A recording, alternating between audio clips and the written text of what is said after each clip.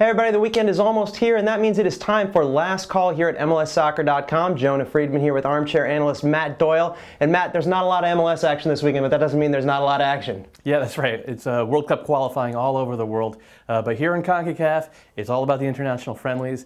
And one of the big ones is our number 3 on this list, Mexico versus Brazil. This is the last of 3 friendlies for Mexico before they kick off World Cup qualifying, and this last one is probably their biggest one. It's against Brazil at Jerry World at Cowboy Stadium down in Dallas, and it's going to be a really interesting one because first of all, the U.S. obviously just lost 4-1 to Brazil, kind of demoralizing. It's going to be very interesting to see what Mexico, the supposed number 1 team in CONCACAF, does against that same opposition. They've been sort of up and down in their friendlies here in the U.S. over this little past couple weeks. They beat Wales pretty handily 2-0. At Giant Stadium in New Jersey. And then on Thursday night, had to get an extra time goal almost from Chicharito to hold back Bosnia. And really, it was interesting because Mexico flooded the midfield with lots of defensive-minded players, very different from what you saw in last summer's Gold Cup when they ran all over the U.S. Even though they were going defensive, they really had some problems getting the defense down as Bosnia was all over them, from Edin Dzeko and, of course, St. Louis University alum Vedat Ibisevic. It's going to be very interesting to see what happens against Brazil. Rafa Marquez is out for this one with a strained quad. He's going to miss this game as well. So it's going to be very interesting to see what El Tri does. That one will be Sunday, 3 p.m. on Univision.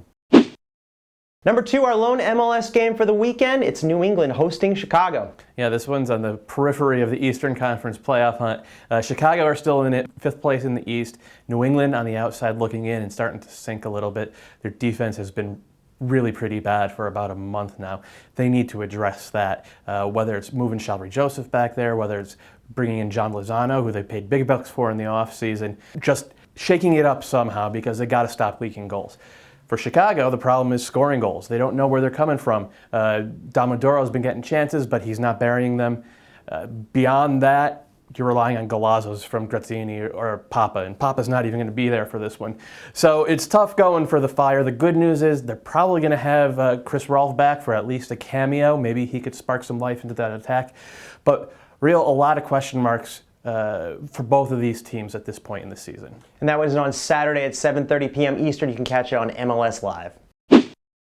Number 1 on our list, of course, is Canada hosting the U.S.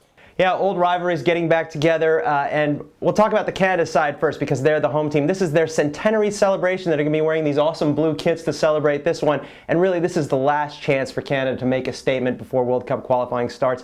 They have not played a match together since late February, so they need to get it in gear quickly. They've been camped down in Fort Lauderdale, and they really need to figure this out very quickly. It's been a question with this Canadian team all along where the goal is going to come from. Simeon Jackson from Norwich City is supposedly that guy who was going to help them after a couple of torrid seasons in the EPL. He hasn't really found the net much for them lately. Dwayne De Rosario, maybe he'll be that guy. Obviously, he's lit it up in MLS over the last couple seasons. Canadian national team fans are hoping he can do it on this level. Also, Olivier Ocean from the 2nd division in Germany led the league in scoring. He might be the answer there too. Now Canada, they have to figure this out. They've gone out at the 2nd round of World Cup qualifying in CONCACAF in the last 3 World Cup cycles. So now is where they want to make their stand. They want to show well for the home fans at BMO. They want to show that they're for real in CONCACAF. And one of the worries for Canada is that that home crowd won't be so friendly to them. They've been talk all week about how every game they play, no matter where it is a road game. So maybe we'll see BMO Field get flooded by Yanks coming up to split it 50-50 at least in the stands. Regardless, the U.S. are used to that situation as well. They know how to play in front of a hostile atmosphere. The question is, though, what kind of U.S. team will Jurgen Klinsmann put out there? We all saw the last 20 minutes against Brazil when they went to a 4-4-2. They were much more fluid, much more dangerous in attack. Landon Donovan got on the ball, was able to combine instead of having to go 1v1 against Marcelo. Herc Gomez running off of Terrence Boyd instead of plowing a lone furrow.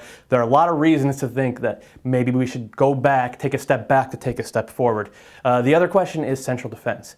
The U.S., I mean, what is there to say about Oguchi Onyewu? He had as bad a game as we've ever seen him play. And if Jurgen Klinsmann doesn't trust Jeff Cameron yet in a big game, maybe it's time to put Jermaine Jones back there. He played it a lot. He played central defense a lot at the end of the season for Schalke. And if he's good enough to play for the 3rd best team in Germany, he's good enough to play central defense in CONCACAF. So those are the changes I want to see. I'm hoping Klinsmann, gives me what I want. And I know U.S. fans are hoping that leads to a win.